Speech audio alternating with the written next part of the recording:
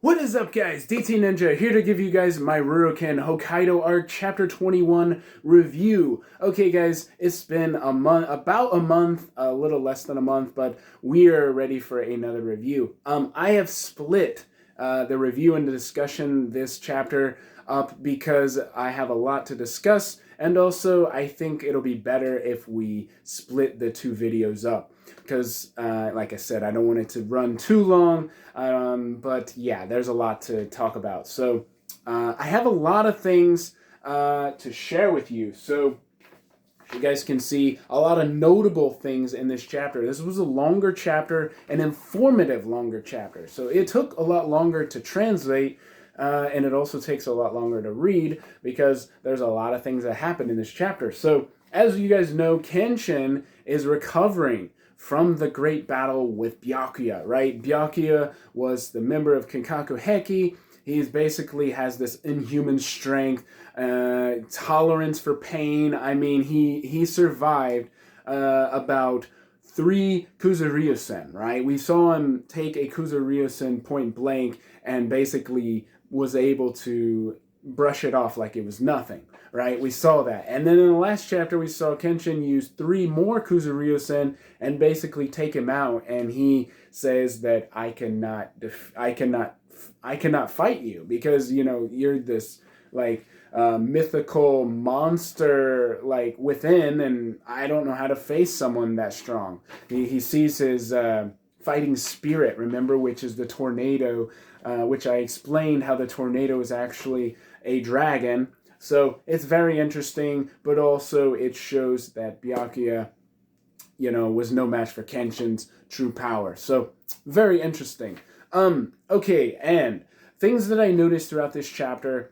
First thing, we're in Tokyo. Okay, we're in Tokyo. So Yahiko is going to be mentioned. Okay, Tsubame is going to be mentioned. I'm going to be using my illustrations throughout to share because, you know, it's a great way to further illustrate what I'm talking about. But if you see those, that's what they're from. These are my art coaster illustrations that I got, you know, from Japan, one of my latest unboxings. So, okay, Yahiko. Okay, Yahiko is shown in Tokyo, and it shows that a bunch of his students are going home. They just had a tournament, a kendo tournament. Okay, this is really great. So, kendo tournament, it's called the Goken. The top 5 students are awarded this honor of being in the top 5. So, his top 5 students are called the Goken. And in this tournament, the top 3 of these students are female, which I found very interesting. And I actually translated the nameplates. So you guys know the nameplates that are placed throughout the dojo that shows the students. Well, Yahiko has them for his tournament as well. And you can see the top ones are all girls. So I found that interesting. So the first one is Masaki Suzuki. So when you look at the scan, I actually translated it so you can see it. Number 2 is Chihiro Shoji. And number 3 is Mizuki Kurashige. So it's very interesting that actually females are the ones that are at the top. Because before, we really didn't have females other than Kaoru being skilled in Kenjutsu. So, very good stuff. Okay, also, it's been confirmed that Tsubame, yes, we're talking about the Akabeko girl, has actually been confirmed that she is living at the dojo with Yahiko. Okay, so that was great to learn. Also, we get this funny kind of humor situation. Yutaro actually is asking her point blank, so you live here at the dojo? And she gets all red. So we get the confirmation. And then he goes further and is like, okay, you know, the dojo is not the best place to live, you know, but my mansion has all these conveniences. Why don't you stay there instead? So this infuriates Yahiko, and obviously Yahiko is, you know, shown up behind him in the air doing a Ryutsui-sen, which is one of Kenshin's techniques, and Yutaro is unaware of this, or at least we think, and then suddenly he blocks it with his briefcase. So it's like, whoa, okay, this guy has not lost his touch. He's not lost his skill. It's like, whoa. I mean, we went from a very humorous situation to a very serious and like, whoa, okay, how did he do that? You know, it's like, whoa, okay. It's very interesting because it's foreshadowing for the end of the chapter where Yahiko is like, you know, you are going to join in the next round robin tournament. Utaro, you're going to join. And he's like, no, I'm not. I'm not even a student anymore. I mean, look at my arm. And he's like, no excuses. I'm going to teach you the one-handed sword techniques of the Kamiya style. So it's very interesting we get that dynamic. And also it could lead to Yutaro actually living at the dojo as well. So very interesting stuff. Okay, the next thing. Yutaro, like I said, was able to counter his attack, which is very interesting. Kaoru reveals the various strengths of the Kinkaku Heki. And one of them is the ability to tunnel underground using rocks. That is Doi. Okay? This is the guy who has been shown with Byakuya, where, you know, Byakuya is here, and this is the guy I'm talking about. He basically shows up at Doryokaku and relays information to him, intelligence to him through underground. He goes underground, so that's one of his abilities. So very interesting stuff. Okay, the next one she mentions in the letter. So, you know, Yahiko finds out that Yutaro's there because he has a letter from Kaoru, and she explains what's happening with the Kinkaku Heki and what their strengths and weaknesses are. Mostly their strengths, but it's interesting because she mentions that there's this guy who's able to use his hands, you know, to push away, you know, things like wind power. It almost seems like wind power. There's also a guy who's able to change the trajectory of bullets. This is the guy we're talking about here. And then the guy who does, you know, pushes with his hands is obviously Higo from the Kinkaku Heki Kabato prison. That's who I'm talking about here. And then she mentions Byakuya. And how Kenshin defeated him. But what's interesting about that is that she goes further saying that Byakuya had the ability and used these advancements called plate springs, okay? They're basically these metal springs that are on his wrist, on his arm, okay? And it gave him incredible flexibility, incredible defensive powers, able to block and able to catch bullets, and also able to, you know, block a blade of a sword. So we get that confirmation that kind of what I talked about in a couple chapters back about how Byakuya has this ability, and I will show you what I'm talking about because you're probably like, what?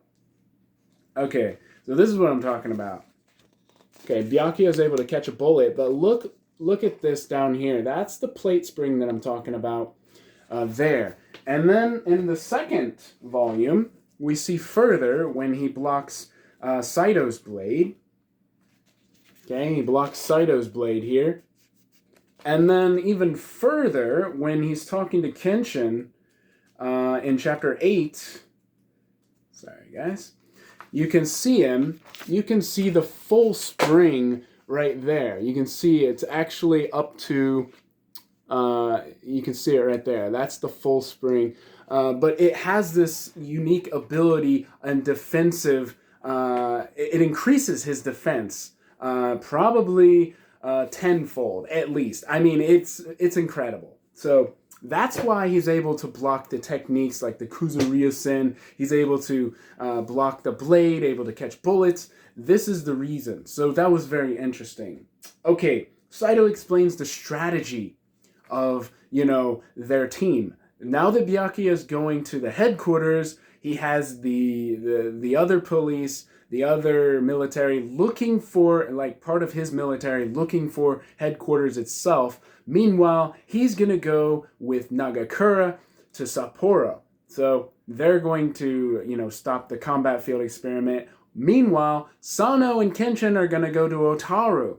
And then he's got the Jupongatana as and the leader, which is Anji. So they made Anji the leader of the former Jupongatana, which is very interesting. So Anji is very trustworthy, especially in the eyes of Sano, but he's the most trustworthy, especially because Nagakura broke him out of prison, right? So we know he's got a favor, and he's using him because he's very trustworthy, he's very loyal, and he's going to be very helpful in this situation. So they're going to look out in Mount Hakodate. So there's 3 fronts. Mount Hakodate and, the Jupongatana are going to be there.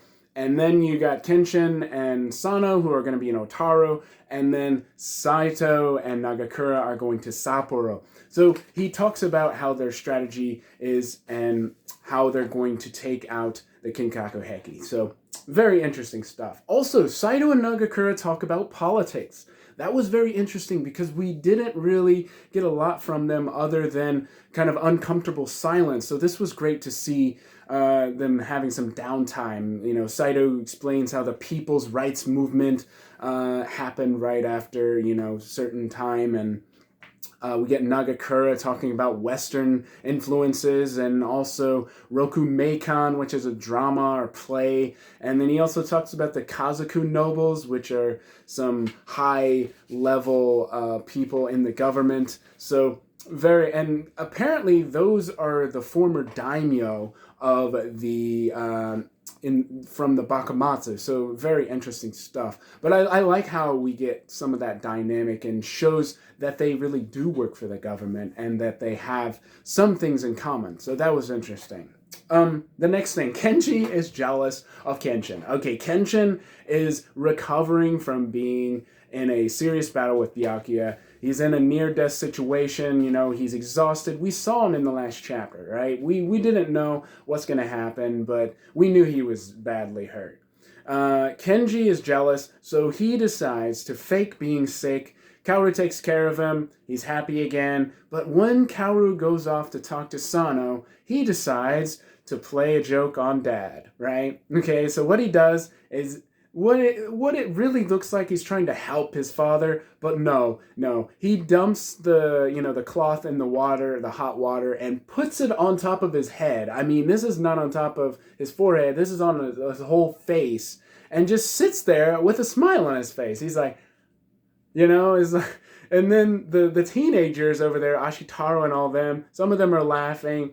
Arun is like, man, this is just like the storybook I'm reading. And then, it's a really funny situation. It was a really interesting way of putting that Kenshin is going to survive because, his son's trying to kill him in a way, but, he's going to make it through it. But it was a humorous situation. It just shows that his son is rather savage, right? So anyway, Sano and Kaoru come back to the room and they realize, oh my God, what are you doing? And it's like, Kenji really means well, Kenshin, but it's like, anyways, it was a pretty funny situation. Kaoru shows resolve. Okay, she knows the serious situation Kenshin's about to go in. He's about to go to Otaro with Sano, and they're gonna fight in probably the Kinkaku Heki, right? Because they're going to be in the combat field experiment. They're going to stop it. They're going to try to stop the combat field experiment. So she realizes this. So she's like, Kenshin, I know Kenshin has to fight, but he can't continuously fight. And so Sano's like, I promise you, I'm going to show you the techniques and strength that I have attained throughout the past 5 years traveling around the world. So I love that dynamic that we're finally going to get to see what Sano has learned. So that was great. And also we get this idea that Sano's like, things haven't really changed in the past 5 years, and Kaoru's like, that's not true. I no longer cry anymore. I'm a wife. I'm a mother. So we get that resolve from her. So we get resolve from both characters. So I really like that dynamic. And then we have the idea of the family photo. Okay, so Kenji, Kenshin, and Kaoru. Kaoru's like, I know you have to go, Kenshin, but can you do this one favor for me? They go to Tamoto Photo Studio. They finally get the family photo. So remember back in chapter 5, he promised, or she wanted a photo, and he's like, no, that's not happening. It'll suck my soul out, but it was funny. So the family photo is great. It's very wholesome. Really great content. I really liked the whole dynamic of the family photo. And then Kaoru's like, here, Kenshin, it's your keepsake. Keep it with you. We'll be together every day now. So it gives that idea that there's this impending danger coming. And it's kind of sad, but it's happy at the same time. It's kind of that uncertainty. Kenshin's going to return, but what's going to happen? What's going to happen when the Kankaku Heki come face to face with Kenshin? So very interesting stuff, but I also like the whole family, dynamic. So it was really good. And also, Kenshin talks to his son. Kenshin actually says, look after mother for me. Look after her. I'm counting on you, son. So it was great to see that as well, because we've never seen Kenshin actually talk to his son. So really great stuff. The final parts, Yaiko, like I said, comes to the understanding and is content with staying at the dojo, but he's really has this great resolve, and he's like, Kenshin will call on me if he really needs me. And I love that whole scene showing, him, that satisfied look on his face, and that's what motivates him to say, Yuta, you're going to be in a tournament. I'm going to train you in one-handed sword techniques. You're going to resume your training. So really great stuff. And then, of course, the finale of the chapter, the final part of the chapter, we see Otaru. And in Otaru, we see this mysterious figure that possibly could be Kanryu Takeda. I think it might be, but he looks like a dangerous figure. So, yeah, those are a lot of things that I noticed. I know there's a lot. But to kind of summarize, like Sano, okay? Sano, his travels, what he's learned, we're going to see that. Saito. Obviously, he's got a plan, a military strategy, really good stuff. Kaoru's resolve, okay? Family moments with Himura and, Himura family moments, right? The family photo. So we get a little older photo, but, something similar to this. So really good stuff. A lot of things happen in this chapter. So anyways, I hope you guys enjoyed. I tried to, get as much as I could what I noticed. A lot of things happen. A big shout out again to Chris JP20 for letting me use his color scans. In the next video, I'm going to be doing a discussion. So look forward to that, and I will see you guys in the next one.